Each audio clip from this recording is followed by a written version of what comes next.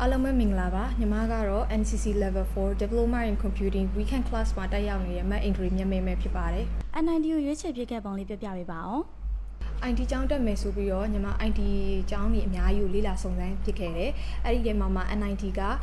IT ဘိုင်းနဲ့ပတ်သက်ပြီးတော့တကယ်ကိုအခြေခံကောင်းတဲ့ကျောင်းလေးဖြစ်တယ် schedule ဘိုင်းနဲ့ပတ်သက်တဲ့အခါမှာလည်းကိုယ်အဆင်ပြေတဲ့အချိန်မှာလေ့လာသင်ယူလို့ရတဲ့အတွက်ညီမအနေနဲ့ကြည့်မယ်ဆိုရင်ညီမအတွက်အဆင်ပြေဆုံးကျောင်းဖြစ်တဲ့အတွက်ရွေးချယ်ခဲ့ရဖြစ်ပါတယ် တင်ကြားမှုအပိုင်းတွေမှာရောကျင့်တတ်မှုရှိရလား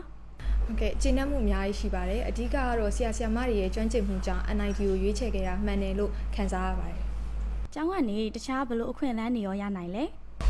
ကျောင်းပြီးသွားလို့ရှိရင်လည်းလုပ်ငန်းခွင်တွေဝင်ရောက်နိုင်ဖို့အတွက် IT ကုမ္ပဏီကြီးတွေနဲ့ချိတ်ဆက်ပေးထားတယ်ဒါအပြင် NIT Certificate Diploma တွေရရှိထားလို့ရှိရင်လုပ်ငန်းခွင်တွေဝင်ရောက်တဲ့အခါမှာစိတ်ပူစရာမလိုတော့ပါဘူး စာသင်ချိန်တွေမှာရောကိုယ့်အတွက်ဘလို့အကျိုးမြတ်တွေရောရနိုင်လဲရှင် သင်ကြားမှုပိုင်းနဲ့ပတ်သက်ပြီးတော့ပြောရမယ်ဆိုလို့ရှိရင်ဆရာမတွေကနူးနူးထွေးထွေးနဲ့ရင်းနှီးတင်ပေးတယ် friendly ဖြစ်တဲ့အတွက်စာသင်ကြားတဲ့အချိန်မှာပြင်းစရာမကောင်းတော့ဘူး motivation တွေလည်းအများကြီးရတယ် practical work တွေ team work တွေလုပ်ရတဲ့အတွက်ကိုယ့်ရဲ့ communication skills တွေလည်းတက်လာတယ်လို့ခံစားမိတယ်personal skills ကလည်းအရင်ထက်ပိုပြီးကောင်းလာတယ်လို့ခံစားမိတဲ့အတွက် NIT ကိုရွေးချယ်ရတာအများကြီးစိတ်ကျေနပ်မှုရရှိတယ်လို့ညီမမြင်ပါတယ် ဟုတ်ကဲ့အခုလိုဖြေချပေးတဲ့အတွက် NID ကနေပြီးကျေးဇူးတင်ပါတယ်ရှင်